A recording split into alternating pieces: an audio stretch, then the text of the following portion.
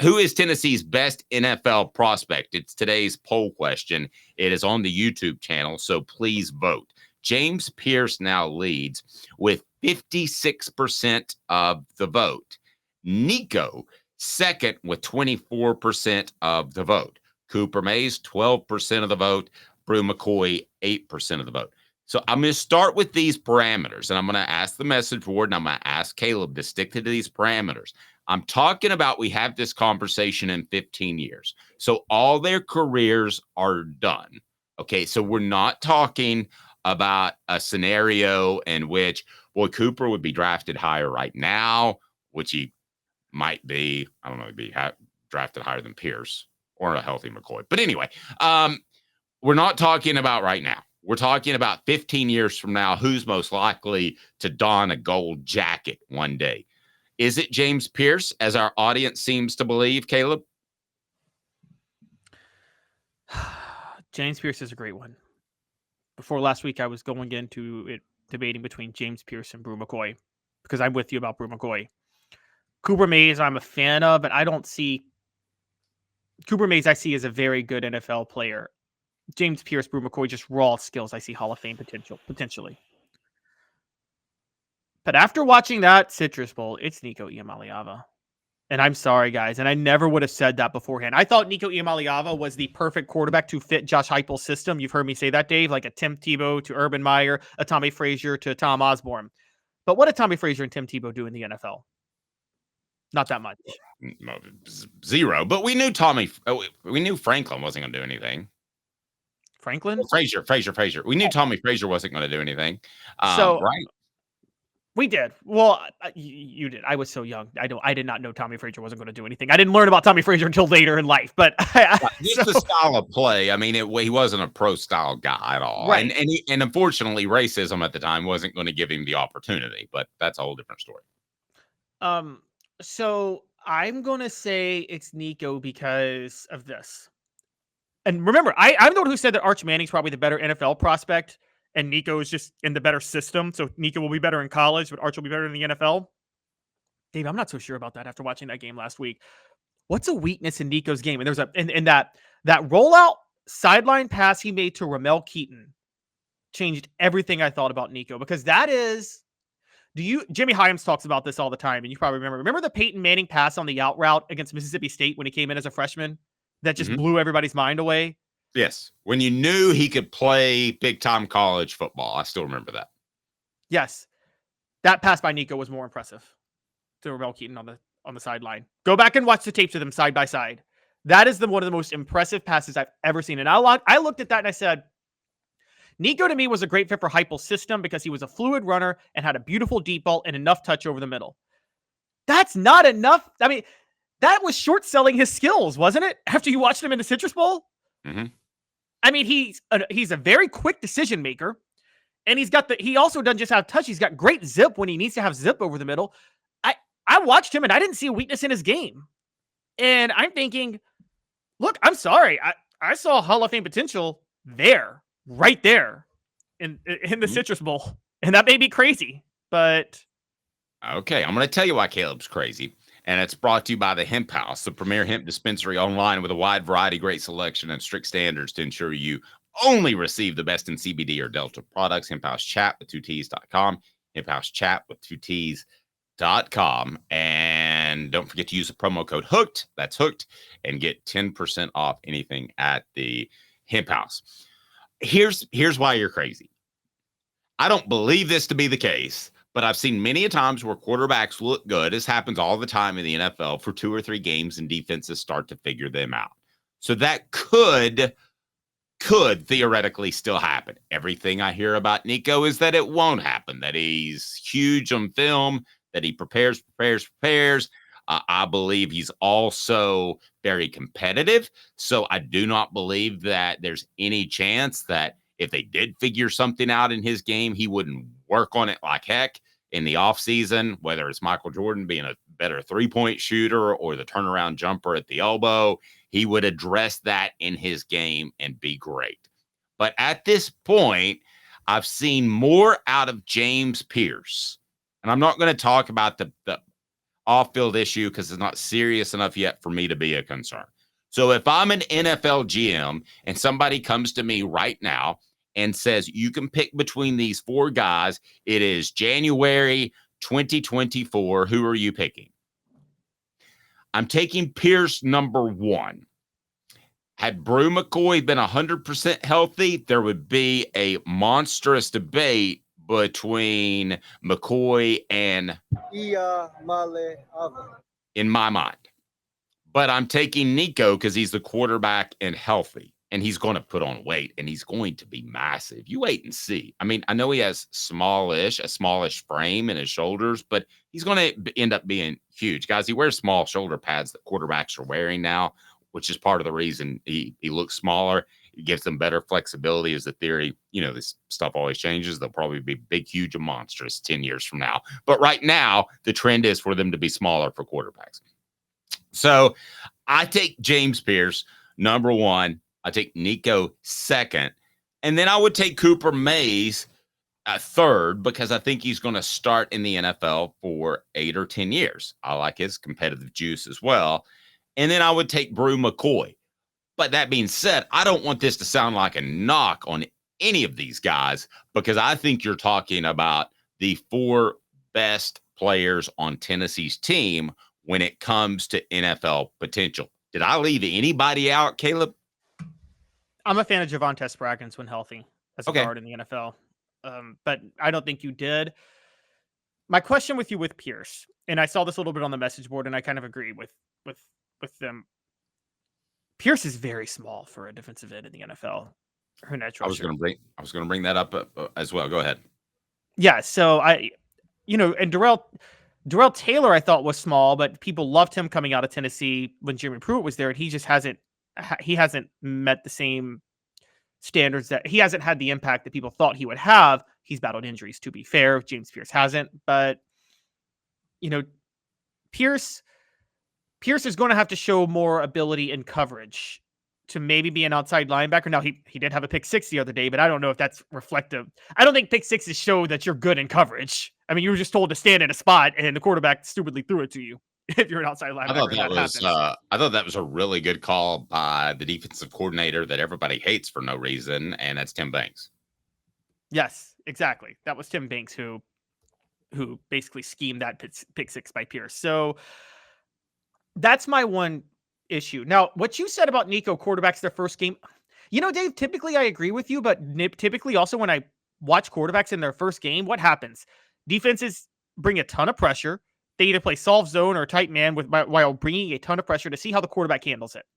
Iowa stayed in its base 4-2-5 defense with Nico. They kept their same defensive schemes, and Nico went through his reads. He was patient. He made every throw possible. So I'm thinking if he could look like that against that defense, look, I'm just going to be honest. I don't think there's a defense that can figure Nico out. You may be right. All right, let's talk size for a second. James Pearce is listed. James Pearce is listed on UT's website. By the way, I have a sports car. I don't know what that says about me. 6'5", 242 pounds. That's James Pearce as a sophomore. I don't think size is an issue. Von Miller is 6'3", 250 pounds. So you think Pearce is going to be able to carry 250 pretty easily. Now, I think that 242 probably came down to the mid 230s based off watching him throughout the season. Players typically lose weight. So I think he'll want to come in an NFL camp, or let's say camp this year, at about a 250. He comes at a 250. He gets down into the low 240s by the end of the season. I think he's a really good player, and I think he has great body length. So I'm not as worried about Pearce's size. Let's talk Nico's size. So we were told that he was about 215 towards the end of the regular season. People asking, will he come in at 220? I guarantee you that guy with his dedication to football is going to come in at 225 or 230 to open up the season. So I don't really think that size is going to be an issue in the NFL with either, Caleb. No, I don't. As a matter of fact, Nico this is why I think he's going to end up being great. I always thought he was going to be great. He was going to put on the weight. I said you wanted him to put on the weight before you threw him out there. And so I brought up his size all this year. I never thought he wasn't going to get bigger, though. He got bigger during the season. Nico is, you said it, and everybody's compared him to Bryce Young, and I didn't want to make that comparison, but after watching him last week, I'm willing to make that comparison. But imagine if Bryce Young were 6'6", how good he'd be right now, and what his potential would be. He'd be on the verge of being one of the best quarterbacks of all time. So, if Nico's comparisons have been Bryce Young at 6'6". So, what does that make Nico on the verge of being? I mean, it makes you on the verge of being absolutely right. As far as Caleb Calhoun, you took Nico. Yeah, if he's 6'6" Bryce Young, then I look stupid for even saying James Pearce. Yeah, because 6'6" Bryce Young, and he's been drawing comparisons to Bryce Young the whole time. So if he's 6'6" Bryce Young, and I think Nico's goal, I think his target weight is 230. What do you think? Think that's a solid target weight for him? Yeah. I don't know that he'd want to get any heavier than that, and unless he turns out to be such an incredible pocket passer that he's comfortable with adding more weight, like way down the line in his NFL career, like 5 or 6 years.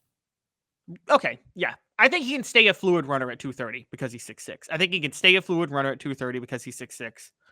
And if he keeps everything else, look, I mean, you're talking about it. Guys, I'm not trying to overreact. I was with Dave. I was with everybody on this. The way Nico played in that Citrus Bowl, even though the stat line didn't show it, he was really, really good. Okay. And if Ramel Keaton didn't lose a ball in the sun or drop a pass over the middle, we're talking about a stat line that's about 270 yards and 5 total touchdowns. So I think because of the size I think Nico's going to reach, I think because of what I saw from him, it's Nico, because Nico's not just, he's turned away from me thinking he's an NFL prospect to me thinking, look, I think Tennessee's got like a future Hall of Fame quarterback in the NFL on their hands right now in college. I tend to agree. And there's some debate on the message board as to whether or not he should come in at 230 or 225. Is 230 too big?